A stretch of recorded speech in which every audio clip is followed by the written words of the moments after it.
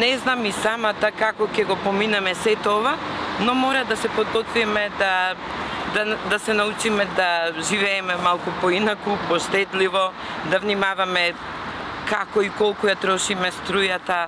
Ептен се раскалашивме, да ти кажам. Сакаме све да имаме, не може така бе, деца. Не иде таа работа така. Се наредија сите со мобилни, со два мобилни, со такви, со вакви. Идам со список, само оно што ми треба, тоа го купувам. Не гледам ништо друго, ни промоции, ни нешто додатно, исклучиво само тоа. И флаери. Малце треба да скратиме. Ако си јаде нечиво, ќе јадеш 600 грама сега, нема ќе го да јадеш. Земи праски на пазар, пова изведи ги, пова фрли ги. Ќе си купиш 4 праски, колку ти требаат. Малце домаќински треба. 1000 денара се како 100 денара. Едноставно, порано со 1000 денара кој ти ќе напуниш 2 кесиња, а сега едноставно основните работи, леп, млеко, значи скоро 1 евро е лебот. Така да, а со 300 евра плата, не знам. Не можеш да штедиш. Да се поголеми платите, ќе штедиш нешто на страна, а вака кога е за преживување што ќе штедиш.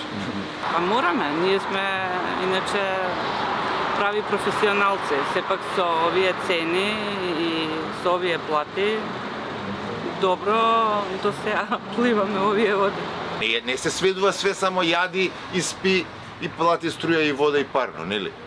Па кај се школски трошкови за тие што имаат мали деца, да речем. Па каде се за нив гардероби, па каде се надгледни помагала, па сега ги форсираат таблети, ги форсираат електронски табли да се купат, сето тоа кошта. За граѓаните нас е најтешко.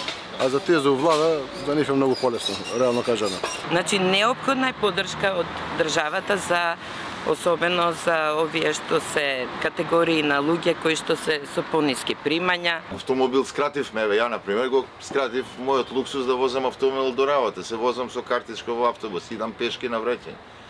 Сите добивме некој ноќен живот, така да почнуваме да функционираме од 10 саат навечер. Ручек, пеглање, машина, пуштање за перење. Така да тие екстра услови на живот со овие плати, со овој стандард се донесени на некоја, да речем, најниско ниво на класа на народ.